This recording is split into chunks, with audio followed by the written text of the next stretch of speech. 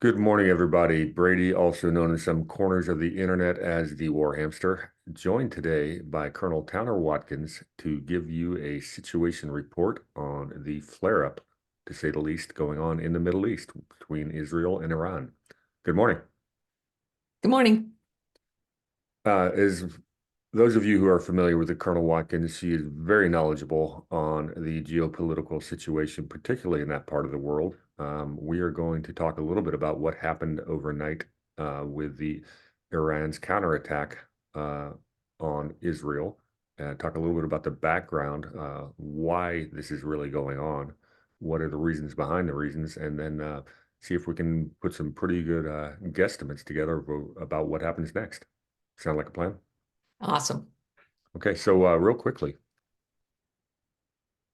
excuse me, last evening or yesterday afternoon, depending on where you are, Iran launched a series of drone and missile attacks at Israel, apparently in retaliation for Israel bombing a building right next to the embassy in Syria, which took out four of the major theater commanders of the Iranian commanders of the command. My English is going to be great this morning. I'm loving it.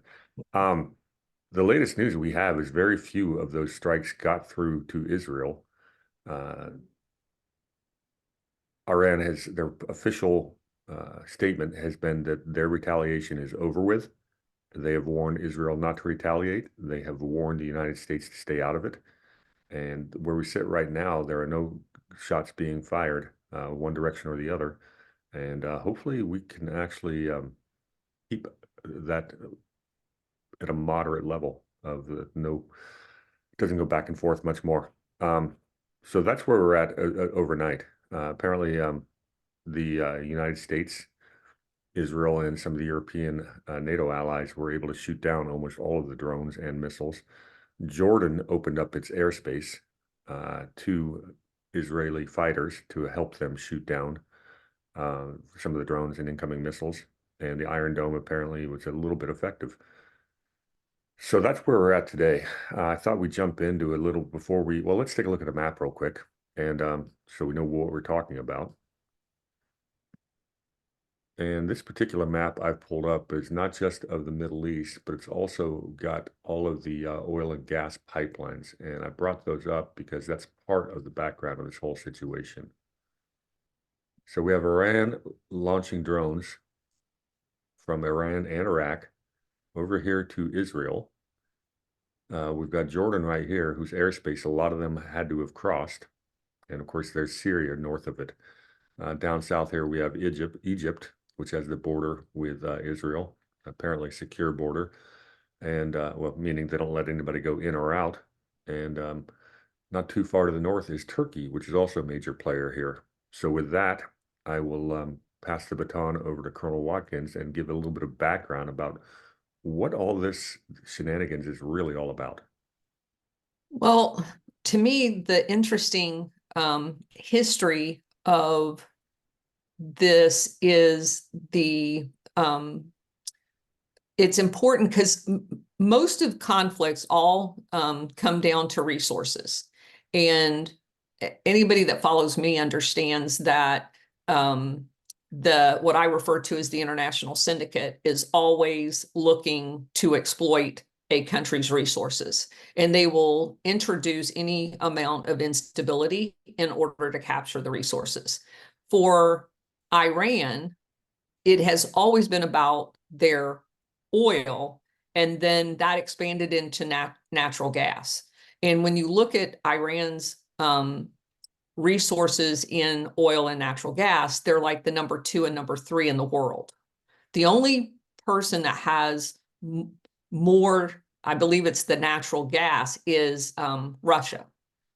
And the natural gas pipelines, of which the one that was blown up, the one that goes across Ukraine, is at the heart of the conflict in Ukraine.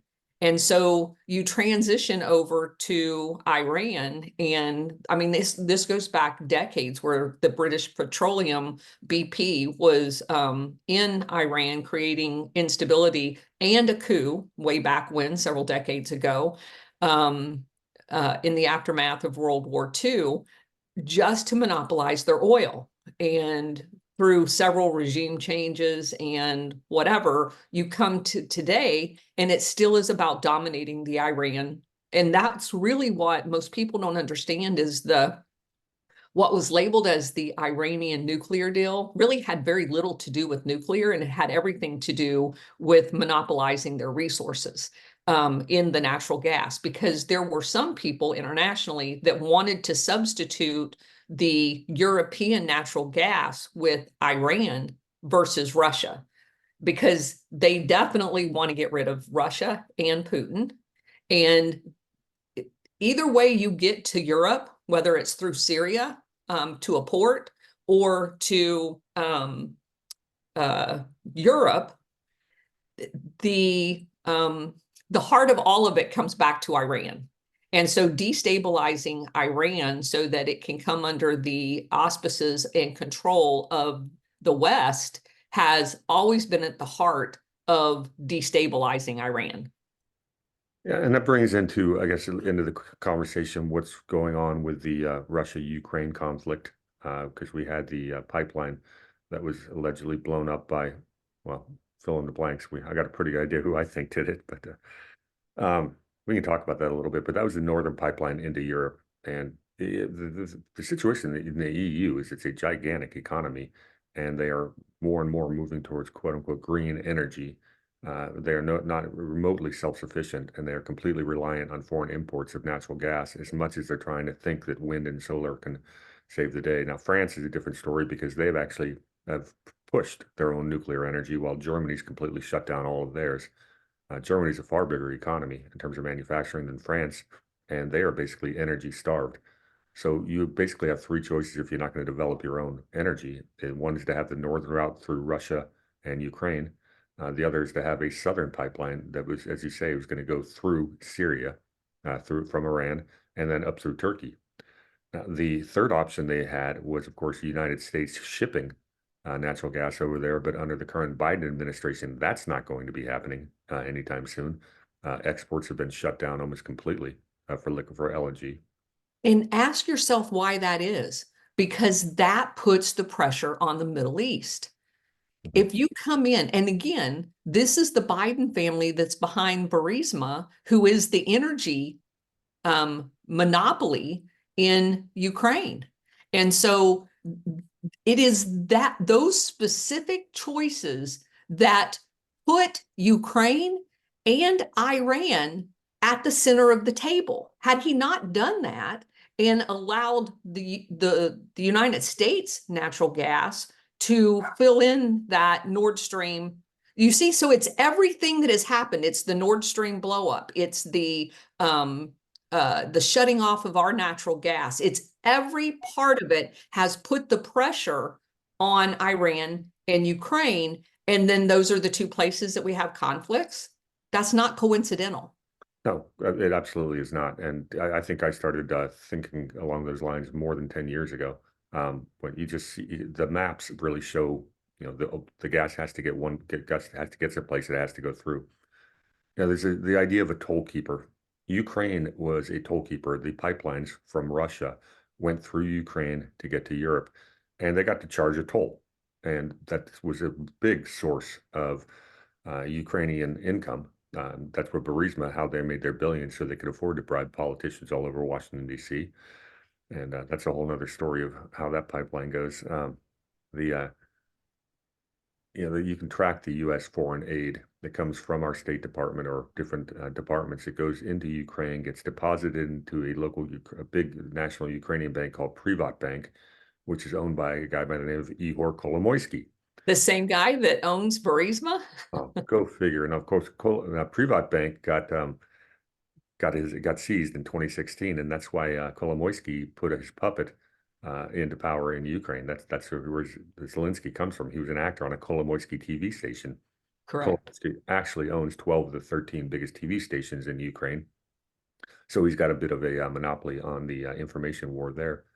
The money would then get laundered through Cyprus. And it just turns out that Kolomoisky, who can't even set foot in the United States due to sanctions, owns over 50% of the skyline in Cleveland, Ohio, and Right. about 40% of the skyline in Louisville, Kentucky. But he owns the buildings, but he can't set foot here himself. So And what's interesting about him is once Zelensky got in power, he named, well, not Zelensky, sorry about that. The 2014 coup, once that happened, Poroshenko named him as governor of the region that was right next to the Donbass region.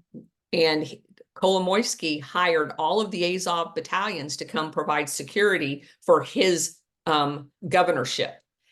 They launched all of the attacks in the Donbass region on the Azov side from his governorship area, which now with the annexation of the Donbass region into Russia, he's on the front line. And they were staging, that's where a lot of the CIA secret locations are that they're doing now internal operations into Russia from. So he's literally pivotal to this entire conversation. absolutely, and it should be noted a couple other things about Kolomoisky is he is Jewish by descent, and he has been butting heads with some of the Israeli-based European Jewish organizations for the better part of 20 years. He's got a little bit of a different vision than the Israelis do, and he's a little bit of persona non grata in Israel as well. The other thing you mentioned is the CIA, which cracks me up. You keep hearing the media talk about, no American boots on the ground in Ukraine. Well, that's hogwash. All the weaponry we're putting over there is written in English. So you got these Ukrainian people getting drafted, and then they're not. Well, they read Cyrillic there, right? That's the language or the written language. Yeah. A couple other interesting points you mentioned. The CIA is a little known fact is the biggest CIA base outside of Langley happens to be in Poland, which is right across the border to Ukraine. And going back to the natural gas, in the last decade, they found a really large deposit of gas offshore right off the coast of Israel. And there's a little bit of contestation over who actually owns those rights. And Israel's actually playing relatively fairly with its neighbors on this. Turkey enters the conversation there because that gas pipeline there's a small little sea separating the two there. And that is, if Israel were to start collecting that natural gas, it would change the entire geopolitical picture on natural gas, and they are not doing so. That is not being developed as we speak, which is interesting because there's a fortune to be made there for Israel, and the neighboring countries would benefit as well. So here we are. That's a little bit of the background. You're going to do a natural gas pipeline through the north or the southern route through Syria. We understand that obviously it is a U.S.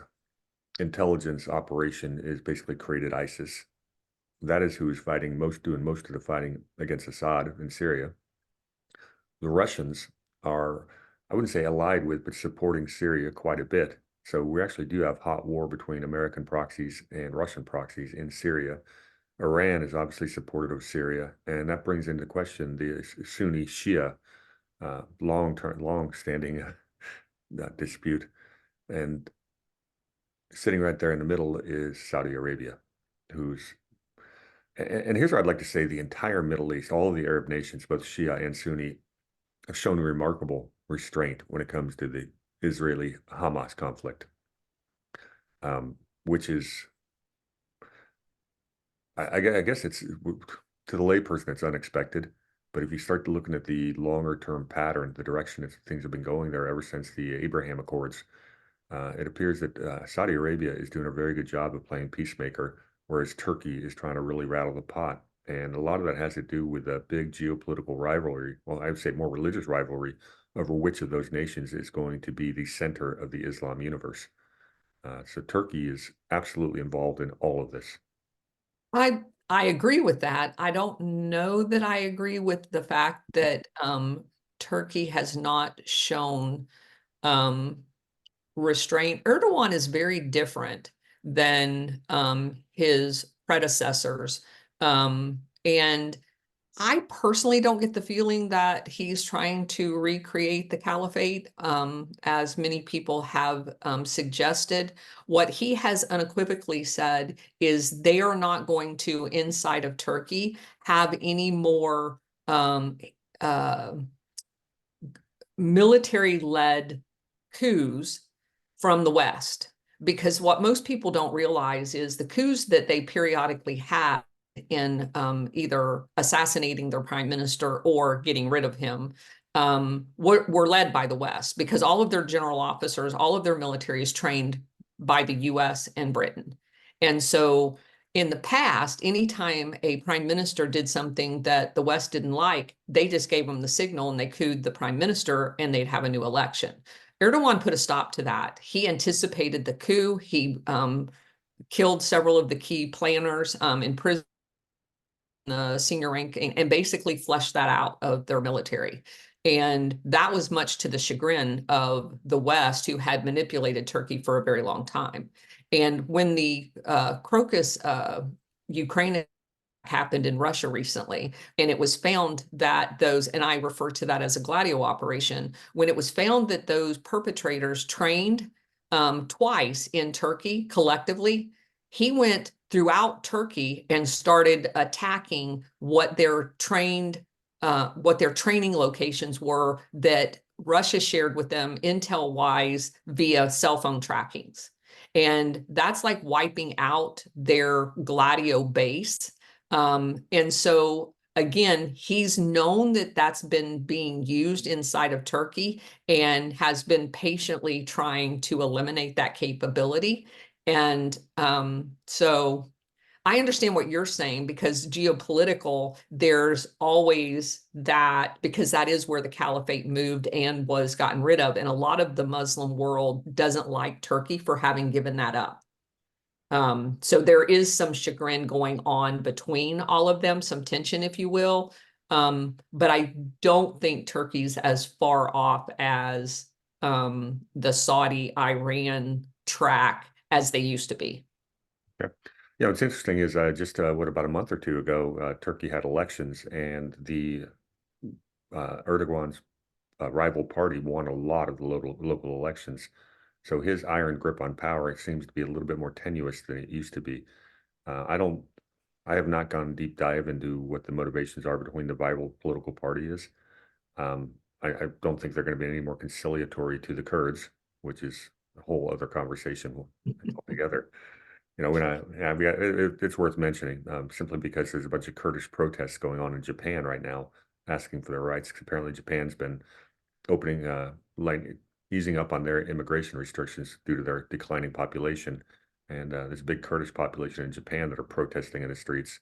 But the Kurds, when England and France carved up the Middle East with artificial borders after World War I, the Kurds got the short end of the stick. So you had a homogenous population that got split between four countries with no nation of their own.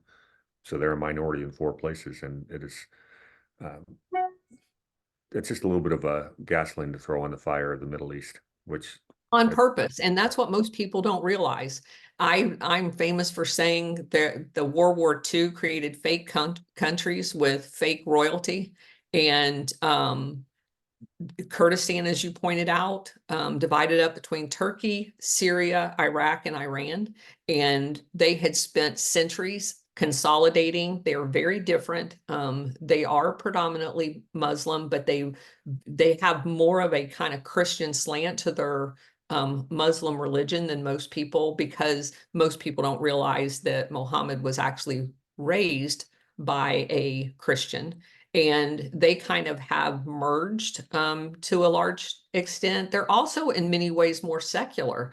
And having spent 6 months with them, I had my complete opinion changed of their situation. And you learn very quickly that that was done on purpose after World War II, because you have immediately created 4 potential wars for the rest of the time by dividing that one country up among those 4. Now you've got There's going to be war among those four countries in forever. Yeah, and interesting, and I'm gonna see if I can pull the map here, is if you were to give the old Kurdistan back its old territory and stuff like that, it would be sitting on a very large chunk of oil deposits, which is why That's exactly what they said. Turkey's border was determined based on oil deposits. that's it's interesting, and that's right when the big the oil rush in the Middle East really was between World War I and World War II. And a big part of World War I was destroying the Ottoman Empire once and for all. Yes. And then after World War II, they divided up the oil deposits in countries that they would then go in and coup, like they did in Iran, so that they then controlled the oil. And they, meaning the international syndicate or the West. Yeah, I'm trying to get that map, but I'm having a difficult time. I'll pull it up in a little bit here. So let's fast forward to today. That's a pretty good background right there. October 7th, Hamas, an entity, political entity created by U.S. and Israeli intelligence and funded by them, USAID. Anytime you hear the State Department giving money to someone, just assume that's a diplomatic arm of the CIA. Okay. And that is absolutely what they do. That is their sole purpose for, there's no coincidence that, when Alan Dulles was creating the CIA, his brother happened to be the Secretary of State of the United States. The two agencies have been joined at the hip. And, there's diplomatic cover and then there's the undercover. That's really what you're talking about there. Overt and covert. That's exactly. In fact, I'm glad you bring that up. Here's a fun little factoid off target, but when the CIA was going to become the United States' first peacetime intelligence gathering operation, originally their mandate was not to have covert operations. Correct. And over about an 18-month fight, um, Dulles and his hardliner faction won out, and Truman signed away the keys to the kingdom. Basically, they were supposed to be intelligence gathering, not intelligence. Do you make the news or do you report the news? It's two different. Yeah. That's So, exactly it. Yep. And they have not stopped ever since. And we've talked about that on all the other shows. So we had the attack by Hamas. I always get reprimanded. It's Hamas, proper Hummus. pronunciation. Yeah. I like to say hummus, but they did their October 7th attacks. Maybe perhaps there's theories out there that that was in Netanyahu's benefit. Netanyahu's in a very precarious political situation. His hardliner backers are, they're intent on raising the Dome of the Rock, Temple Mount, which may or may not have been the original. Archaeologists are kind of split on whether the Temple of Solomon was ever there, but it's a holy site to the Jews, and it's also a holy site to the Muslims, where they built the Al-Aqsa Mosque. Why it's a holy site is kind of an interesting story, because what I'm reading is that Muhammad never came within 200 miles of the site, which means it would not have been a holy site. So we're fighting over a piece of land that technically probably should not be as revered as it is. Netanyahu's backers are very much hardliners. They would be the hardcore Zionists. They would probably be very comfortable wiping all the Palestinians off the map if they could have their way. Netanyahu's under an immense amount of political pressure. He's under investigations for 3 corruption charges by his political rivals in Tel Aviv. They would be probably synonymous with the neoliberal globalist viewpoint. We had the attempt at the beginnings of a color revolution, the protests in the street last year against Netanyahu, and they're protesting again over the last couple of weeks. I don't know how organic those are. Given who I'm talking to here, we could probably guess your opinion that we might have the United States foreign policy may have something to do with it. And you color that in with the fact that both through the Obama and the Biden regime, we found the United States national security apparatus littered with Iranian loyalists or people with deep contacts with Iran. Then you get the fact that both the Obama and Biden regime freed up a lot of funding for Iran, and their lip service to supporting Israel is something to be taken with a grain of salt. Well, let me just add there, it wasn't just the State Department. They had an actual spy ring in the Department of Defense. And the one, They meaning the Iranians. they meaning the Biden administration hiring the Iranians. And there was no subtlety whatsoever as to the fact that they were what they were. I mean, they knew there were files on these people, and they should have never, ever been hired. I was just going through my notes to find the one guy. His last name's what is his name? I'll look it up. That was suspended initially with pay and then without pay.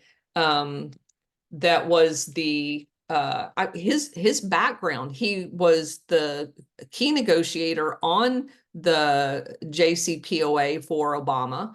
I think his last name's Ritter. Something like that. I'll look him up. But anyway, he has all of the crowning touches. He was a Oxford Rhodes Scholar.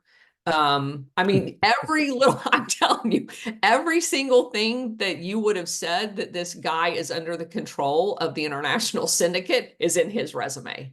He is in charge of an entity now that, and on the lead up to being appointed by Biden, it's where he hit out during the Trump administration, that was 100% funded originally by George Soros. I just found a pretty good map of what Kurdistan would look like right now. I'm going to pull that up because, well, I said I would. So what you see here is the yellow, the darker yellow is what basically the Kurdish national Northern territory. It borders on Iran. It's in Iraq. It's up here with Turkey, and it actually overlaps there in Syria.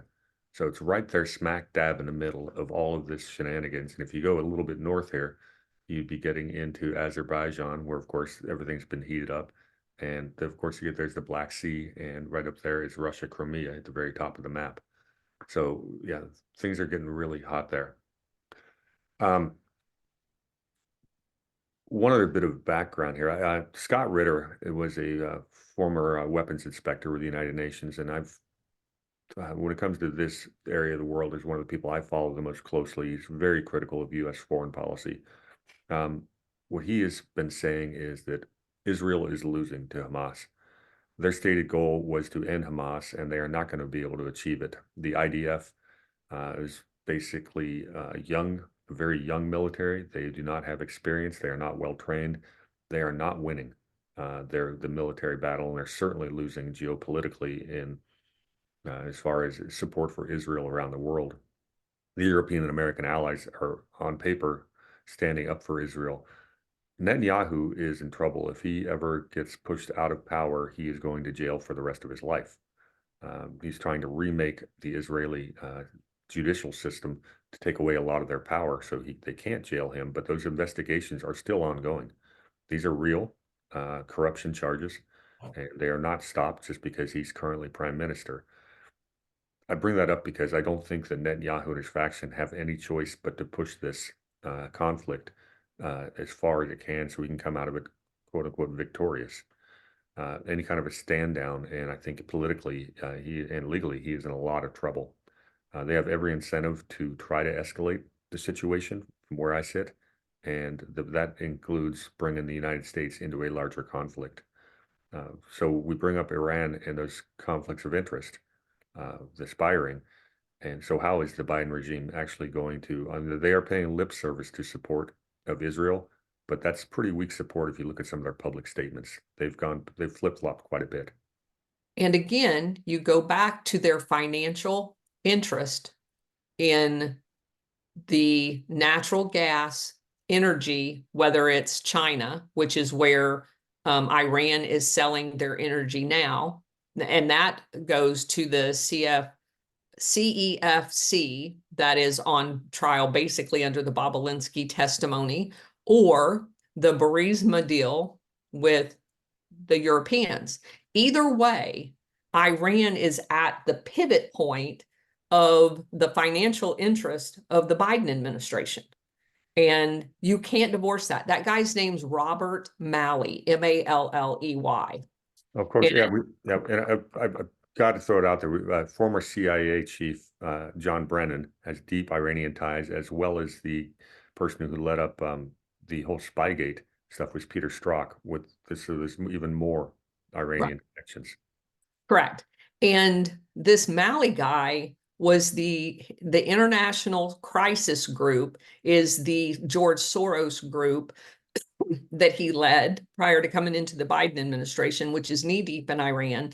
And he was also back in the Clinton administration, the National Security Advisor assistant to Sandy Berger. Right? Yeah, that goes So back to this. Was Sandy Berger, was that he was Clinton or was he Reagan? he was actually both. He had a role, but this one was the National Security Advisor, Sandy Berger, from 96 to 98 is when this guy was his assistant. And he also was the point man, like I said, on the Middle East for Obama in both in his, and Malley was named as President Obama's new assistant for ISIS advisor, which means, again, he's at the heart of the whole Operation Gladio creation of ISIS, which is going to go on to be the pivotal instigator in creating all of the turmoil through the Middle East during the Obama administration. Yeah, and this comes right on the heels of the Arab Spring, which is when, and I don't think you can understate how important the Arab Spring was and how much that actually put a little bit of fear into Russians as they saw what we were doing with toppling regimes right on their doorstep. Correct.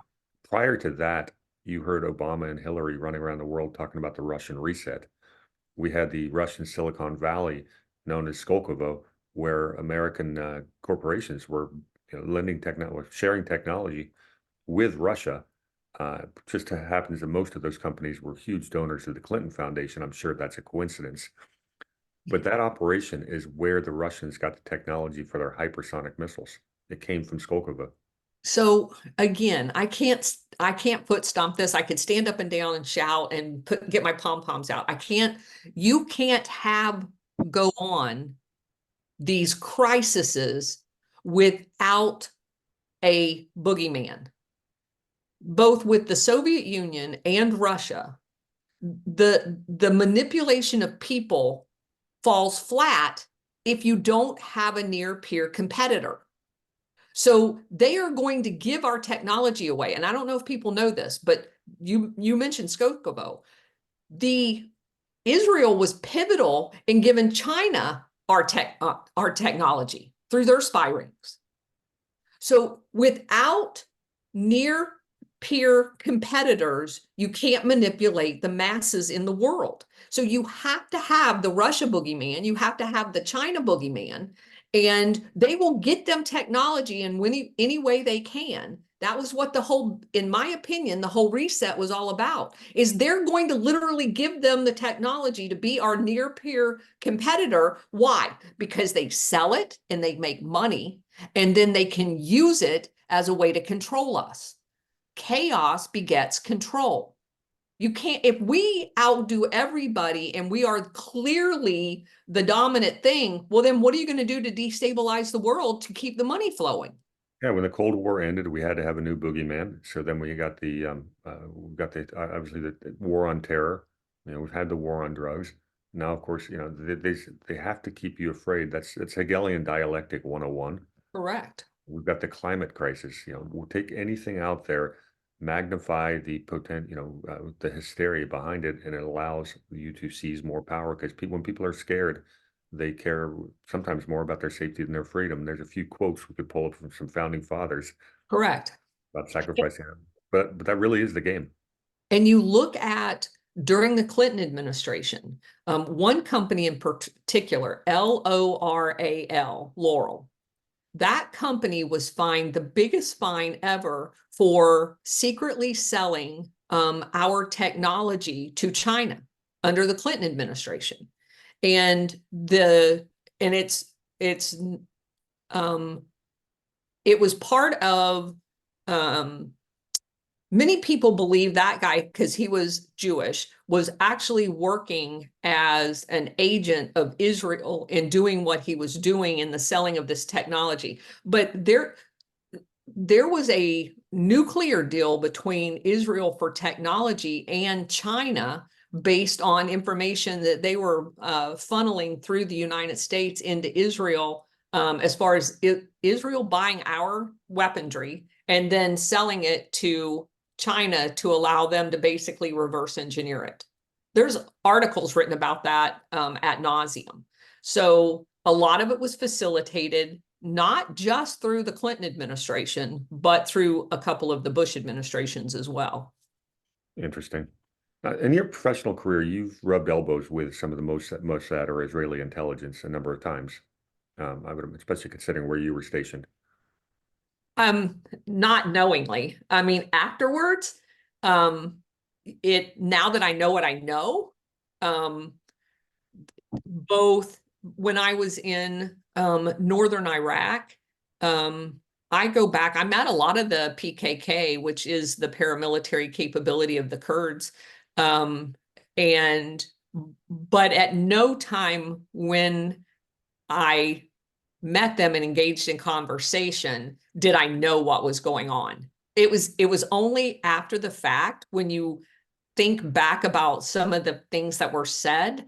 And of course, it's not like I disclosed anything, because we're all briefed and prepped to engage with people in general. But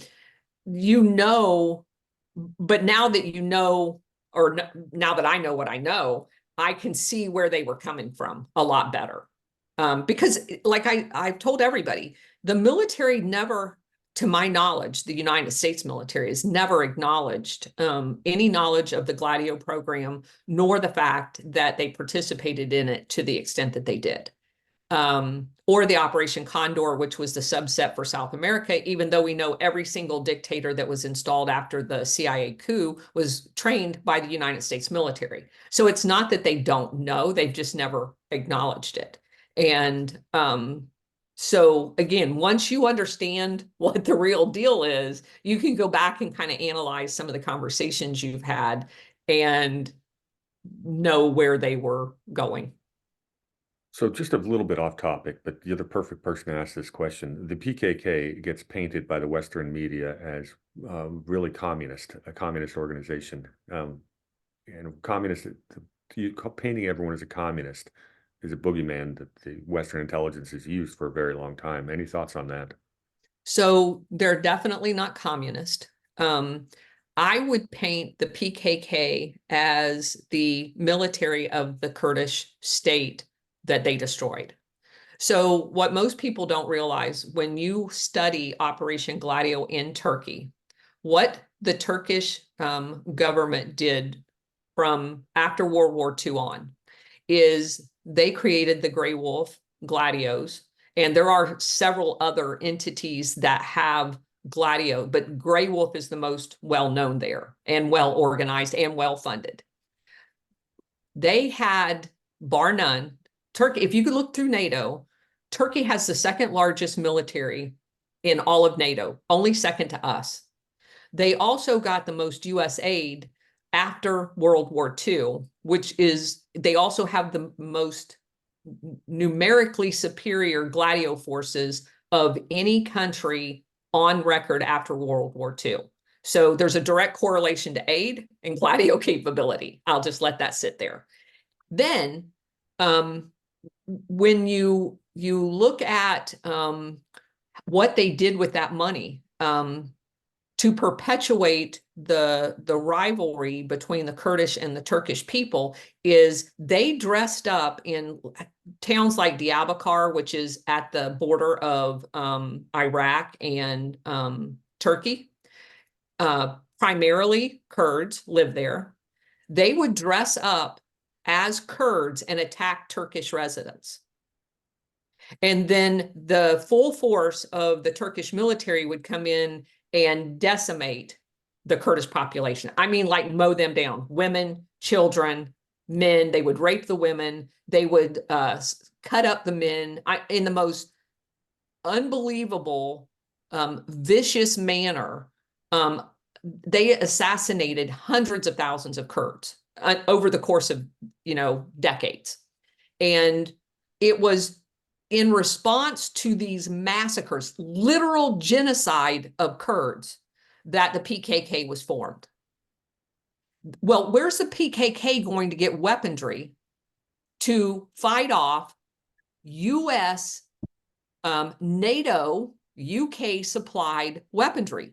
They are the number 2 well-equipped country in all of NATO when it comes to military. So I don't need to articulate the number of guns, weapons, explosives, and all this other crap that they have access to. Number 2 military. These are villagers. These are Kurdish people who have no access to weaponry. So the PKK goes out, and there are some very wealthy Kurds. I had one of them proposition me to go on a tour of all of the major casinos around the world when I was deployed to Iraq. And I'm like, yeah, no, thank you. But so there are Kurds that are very wealthy. They funded the PKK. Well, where are they going to go get weaponry? Bulgaria was one of the largest suppliers of Black Ops weaponry against NATO Gladio. They were like a market. The entire country, nothing but arms markets in Bulgaria. I was actually shocked by that, but they're huge. So they're taking Soviet Union weaponry that has been replaced technology-wise, and they're black marketing it everywhere to people that are trying to fight these Gladio things. Well, as soon as you fight back against the West and you have formerly Soviet, now Russian weaponry, you're labeled a communist. Well, where else are they going to go buy weaponry? You don't buy it on the open market. Well, you can now. After we stockpiled Afghanistan with a decade's worth of armaments, now it's Well, you buy it on the black market, and this is obviously prior to Biden's stupid moves in Afghanistan. But that's another reason why you have these wars, is because excess, and I'm saying excess as in it skimmed off the top, weaponry from the NATO forces as well as the Soviet forces are skimmed off and put on the black market. That's how a lot of people don't realize that's how you come up with these deficits, like the $2 trillion where's all of the crap, just prior to 9/11. When you go to war and you purchase through contracts, because the US military doesn't make anything, they contract it. There's no real checks and balance in the middle of a war as to what actually gets delivered to the warfighters versus what gets shipped off to the warfighters. There's a huge skimming factor here. And that stuff, that's why the CIA's everywhere. They're the ones doing the skimming. They take those weaponry things that are skimmed and they sell it on the black market to generate money for covert operations and to conduct their own covert operations. And that's not a new story. That goes back centuries. That war has always been a big profit for the people in the right positions. Correct. Let's talk a little bit about the weapons, because this is where it gets kind of interesting about what went down yesterday. We learned a little bit over the last 2 years with Russia and Ukraine that conventional warfare has changed with the advent of drone technology. That is now probably becoming one of the most important parts of any active theater. Yesterday, the Iranians launching from Iraq and Iran they sent drones in first and followed that up with missiles. It appears that between fighter jets and Israel's Iron Dome, they were able to take down most of the attacking missiles, but that's incredibly expensive to do. I saw an estimate this morning that's about $1.1 billion was the cost of Israel's defense just last night. They do not have unlimited financial resources. Just like I was asking you about Mossad earlier, very capable intelligence, but Israel's a very small country. This is not the intelligence agency that runs the world. They are the younger cousins of MI6 and the CIA, who do most of the heavy lifting. So 2 things, if you want to address the if you want to dispel the myth about Mossad being, Israeli intelligence running everything, because that's unrealistic. But also, what's the future of drone warfare going to do? And I ask this in a certain context. Um, Harold Quigley, in his book, what is it? The 1600-page novel. I'll think of it as Tragedy and Hope. Mm. Wrote, and Carroll Quigley's a very unique guy because he was the historian of the Council of Foreign Relations. He's had access to files that nobody else has ever seen. So when he speaks, I do listen. But he talks about, in modern history, even ancient history, when the population has military arms that are at the same level as the ruling class, liberty and peace seems to break out. When there's a technological advantage by the ruling class, tyranny seems to happen. Great example of the first is, 1776. Everyone had muskets and cannons, and we were able to stand up to, the greatest empire the world had ever seen. You fast forward to the 20th century, and with modern warfare, the governments had these, tanks, planes, and everything like that, and we saw wars break out all over the world. Well, the new technology in warfare is drones, and it's changing the whole landscape. And I'd like to get your take on that because we saw that at work last night. The entire so I'm harken back to, obviously there's a rivalry in services, right? And I had a boss that my favorite boss ever, came back from he's an Air Force, he retired as a 1-star, but he was very visionary and very bold. And he came back from doing a briefing at Carlisle Barracks, which is where Army War College is. So all of the lieutenant colonels, with the future to colonel, go there. And he said that he wasn't sure his speech went over very well because he assured everybody in the audience that we would always need an army because the Air Force was going to need a victory confirmation force, to roll in and plant the flag. And he talked about the technology advantages, not only just of drones, but of space. And he saw things that people didn't even talk about in the Air Force at the time, because I'm talking about in the late 1990s is when he did this. Very visionary. And you're absolutely right. The drones, what you saw in Ukraine, and the use of the drones, which credited mainly to Iran, ironically, that Russia was using, came in and changed the entire dynamics. You don't have to do sorties in order to take out tanks. And if you can do a kamikaze drone for every tank, it's pennies on the dollar compared to a missile or even flying a sortie in a fighter. So, and the munitions that the fighter has to drop, you're talking hundreds of thousands, millions of dollars versus a drone. And it just literally changes the entire landscape of warfare, like another dimension. And again, that's not even counting space. And so if you can, and everybody can afford them, every country.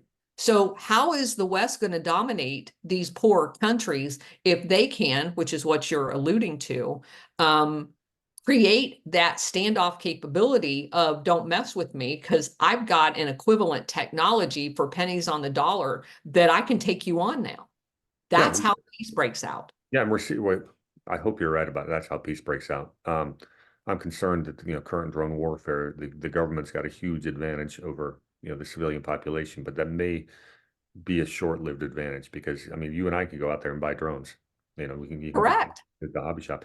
But you saw what you just said is it's perfectly exemplified of how the Houthis they can control the 300 miles off the coast of Yemen. We've got the most expensive carrier group in the world stationed out there, and they can't go near the shores. They can't keep trade routes open because a bunch of quote unquote cave dwellers have got a remote controlled drone. And the U.S. Navy, as powerful as it is almost at a standstill because of these drones.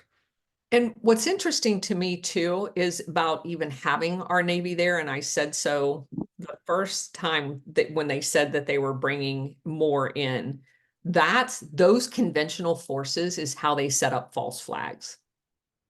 Go back in history and how many times that our ship's been attacked by supposedly attributed to some other person other than us, when in most cases it ends up being us, killing our own people, to provocate an international engagement.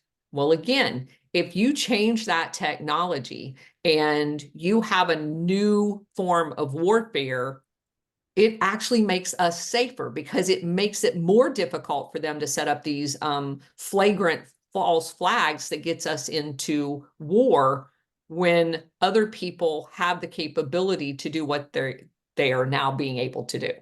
They can defend themselves. You know, Yeah.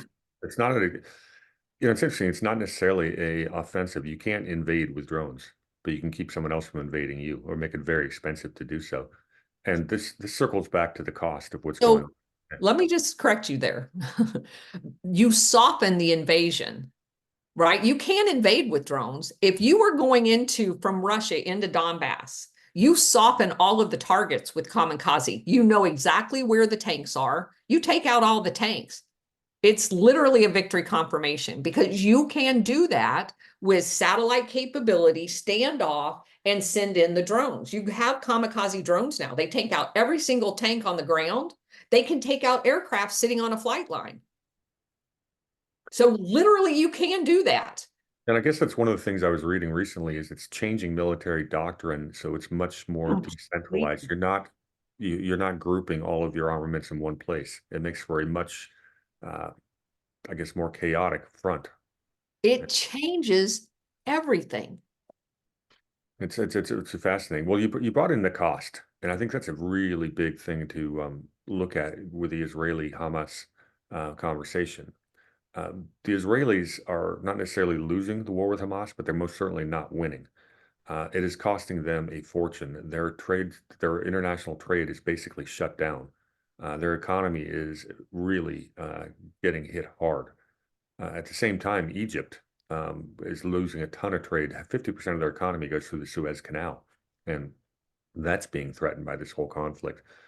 From an economic standpoint, this has to end soon, and Netanyahu can't afford for it to end without the appearance of a victory. Yeah. So where do we go from here? What happens next? I don't know. I do think you've laid it out perfectly. Again, it goes back to where we started. It's all about resources. And the economic, political, and military aspect of all of this, one is not more important than the other because the economic starvation will play to the military and political solutions. And you can bet that the people that are trying to um, uh, teach Israel a lesson in whatever form it manifests itself in is looking at that economic hammer to do exactly what you just said. You cannot divorce those three things because they are integral to every single operation. I found the perfect map to talk about the pipeline, so I'm going to bring that up real quick, and because it shows exactly what we're talking about. These are all the natural gas pipelines heading to Europe.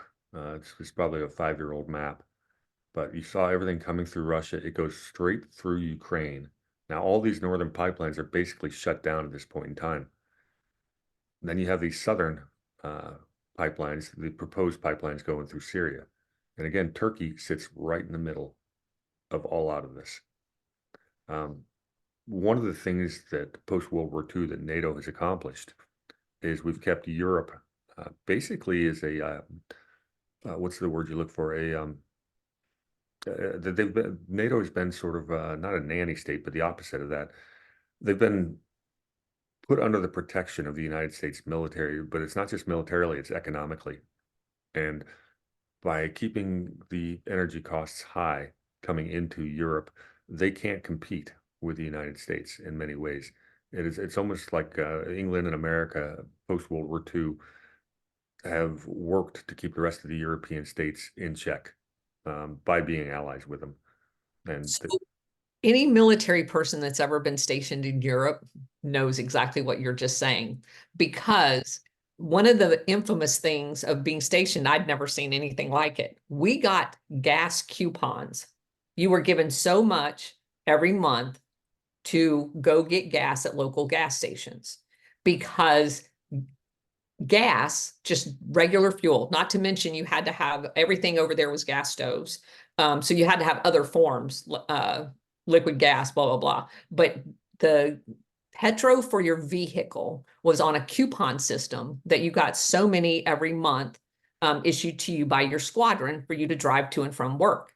And that was because the taxes on the gas over there made gas 4 times more expensive than it was without those coupons. If you wanted to drive to Germany and to the Netherlands, which I did from southern Italy, you had to prearrange that trip to buy these gas coupons and have them mailed to you from Germany and from the Netherlands of friends that were stationed on those bases, so that you could then get to wherever you're going without paying these extraordinarily high prices for the energy. That was in the 90s.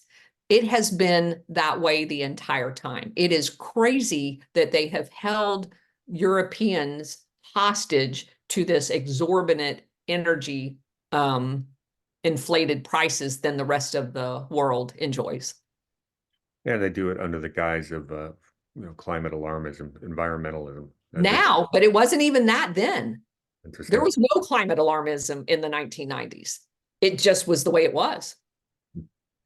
Speaking of higher gas prices, last night the oil spot price of gasoline in America bumped up a good 5-6% because everyone was worried about a greater war in the Middle East.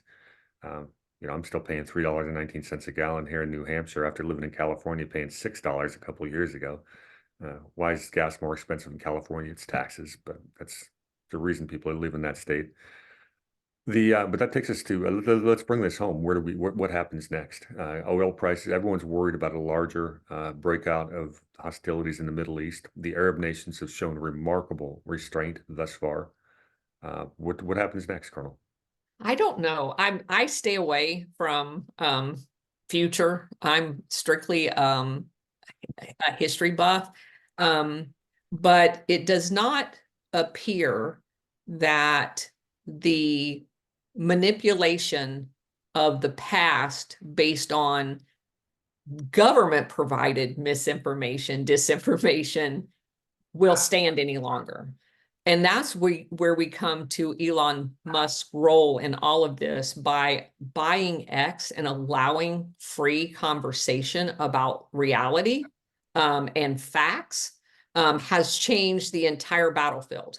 So they cannot hoodwink us any longer into false pictures, false narratives, and they just can't get away with it anymore. And so no matter what the incident happens tomorrow or the day after, thank God Elon Musk is around so that we can have this dialogue and it happen in real time, because otherwise we'd be playing catch up. And I know that they're going to try to manipulate what does happen. And I'm just glad that we're able to have these conversations. Yeah, and that's what you talk about is exactly why the censorship industrial complex sprang out, post basically the Maiden Revolution in 2014. Mike Benz describes It's this. awesome. Yeah, the Benz is just a superstar at this stuff. It's stuff we've been talking about it, but he's been living it and he articulates it so well.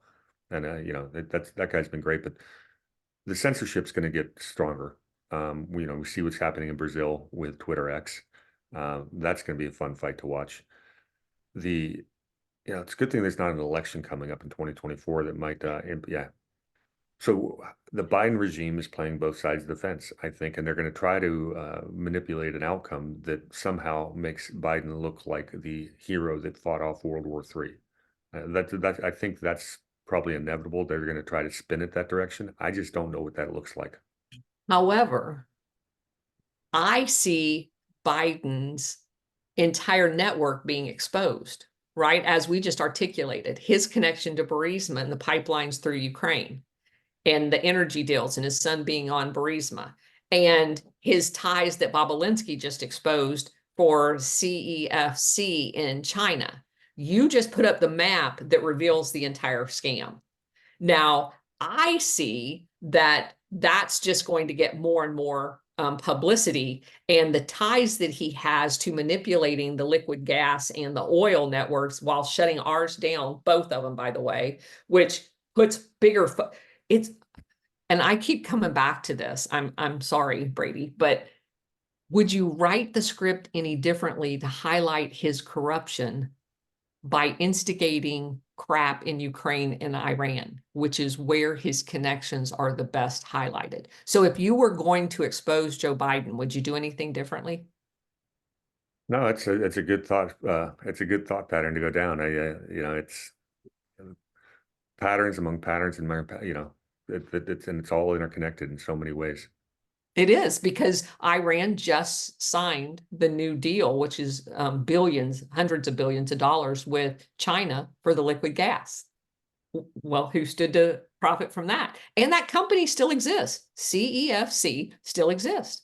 And the Biden still has equity in it. So again, I don't know that I would do anything different if I was going to highlight his corruption.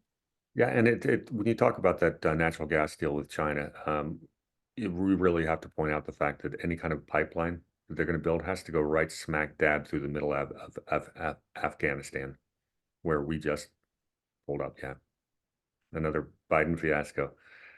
That's probably a pretty good note to end this one. We wanted to keep it right about an hour, but I think, things are getting hot enough over there that it required a situation report, and I appreciate you coming on with me this morning. This was No problem. this was Thanks for having insightful. me. Yep. I'm going to go ahead and kill the reporting. Thanks everybody for watching. Be putting out a lot more content, and the Colonel and I are talking about doing a lot more shows going forward. So if you enjoyed this, hit the like button, share the heck out of it, and let's get some eyeballs on what we're talking about, because I think it's important. Cheers.